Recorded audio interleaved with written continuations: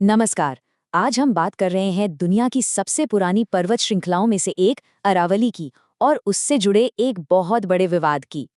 नहीं नहीं, इसका जवाब कोई डायनामाइट या बुलडोजर नहीं है।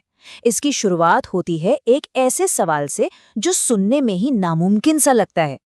जी हाँ, बिल्कुल सही सुना। इसका जवाब छिपा है परिभाषा की ताकत में।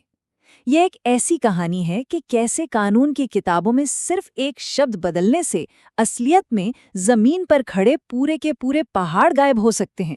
देखिए, इस पूरे विवाद को समझने के लिए सबसे पहले ये जानना बहुत जरूरी है कि अरावली महज कुछ पहाड़ियों का नाम नहीं है।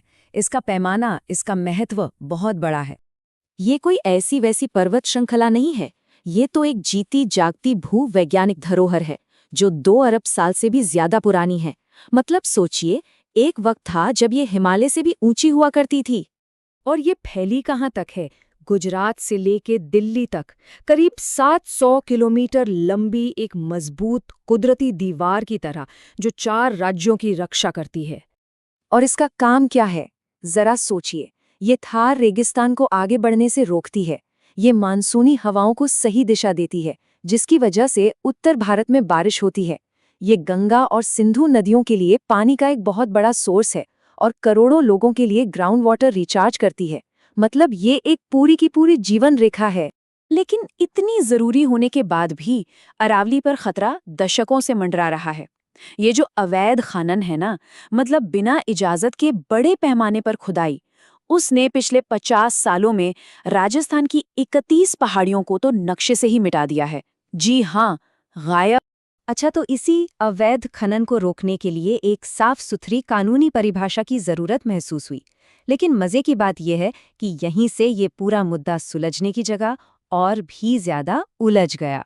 तो चलिए, अब कहानी के सबसे अहम हिस्से में चलते हैं कि ये अरावली पहाड़ी की परिभाषा आखिर समय के साथ बदली कैसे। जरा देखिए ये सफर। 2002 में एक बहुत ही सामान्य सी भौगोलिक परिभाषा थी। फिर 2006 में राजस्थान ने 100 मीटर ऊंचाई वाला नियम बनाया। 2010 में फॉरेस्ट सर्वे ने कहा कि ढलान को आधार मानो। और अब 2024 में एक नया, पूरे देश के लिए एक नियम सामने आया है। तो ये है वो नई परिभाषा जिसे पर्यावरण मंत्रालय ने दिया और सुप्रीम कोर्ट ने भी मंजूरी दे दी। इसके मुताबिक अब से पूरे देश में अरावली पहाड़ी सिर्फ वही कहलाएगी जिसकी ऊंचाई 100 मीटर या उससे ज्यादा हो। सीधी सी बात। अब कहानी का सबसे दिलचस्प मोड़ यहीं से शुरू होता है। एक ही परिभाषा, लेकिन उसके मतलब 2 बिल्कुल अलग अलग निकाले जा रहे हैं। एक तरफ इसे कहा जा रहा है संरक्षण का हथियार, तो दूसरी तरफ खनन का परमिट। तो जो लोग इसके पक्ष में हैं, उनका कहना है कि इससे अवैध खनन रोकने के लिए एक बिल्कुल स्पष्ट पैमाना मिलेगा, कन्फ्यूजन खत्म। वहीं जो इसकी आलोचना कर रहे हैं, उन्हें डर है कि ये दरअसल एक कानूनी रास्ता है जिससे ज्यादातर पहाड़ियों से सुरक्षा का कवच ही हट जाएगा और खनन कानूनी बन जाएगा। और आलोचक ऐसा क्यों कह रहे हैं? जरा आंकड़े देखिए। अनुमान है कि अरावली में करीब 12,000 पहाड़ियां हैं। इनमें से सिर्फ 1,000 ही हैं जो 100 मीटर से ऊंची हैं। तो इसका सीधा सीधा मतलब क्या हुआ? मतलब ये हुआ कि इस नए नियम से 90% पहाड़ियां टेक्निकली अब अरावली कहलाएंगी ही नहीं। इस बात को और आसानी से समझने के लिए आलोचक एक उदाहरण देते हैं। मान लीजिए किसी ने वादा किया कि वो किसी परिवार के सभी 10 बच्चों को मुफ्त खाना देंगे। फिर एक नया नियम आता है कि बच्चा तो वो है जो 20 साल से ऊपर का हो। अब उस परिवार में सिर्फ 5 बच्चे ही 20 से ऊपर है, तो खाना भी बस उन्हीं को मिला। और वादा करने वाला कह रहा है कि देखिए, हमने तो आपके सभी बच्चों का पेट भर दिया। आलोचकों का कहना है कि अरावली के साथ भी ठीक यही हो रहा है। और अब ये लड़ाई सिर्फ कोर्ट कचहरी या सरकारी दफ्तरों में नहीं रही, ये अब सोशल मीडिया पे लड़ी जा रही है। एक असली कहानियों की जंग, जहां हर कोई अपनी बात को सच साबित करने में लगा है। माहौल एकदम बंटा हुआ है।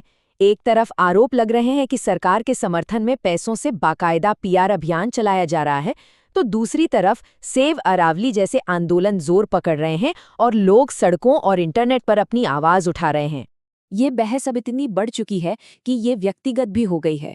जैसा कि यूट्यूबर आदित्य कक्कड़ ने सरकार समर्थक इन्फ्लुएंसर्स को लाइव डिबेट की एक खुली चुनौती तक दे डाली है। आलोचकों के पास सबसे बड़ा सबूत है राजस्थान का उदाहरण, जहां ये 100 मीटर वाला नियम 2006 से ही लागू है और नतीजा क्या निकला? राज्य अपनी 25% अरावली खो चुका है और 27,000 अवैध खनन के मामलों में से सिर्फ 11% में एफआईआर हुई है। ये आंकड़े भविष्य की एक डरावनी तस्वीर दिखाते हैं। तो ये पूरा मामला हमें एक बहुत ही बुनियादी सवाल पर लाके खड़ा कर देता है।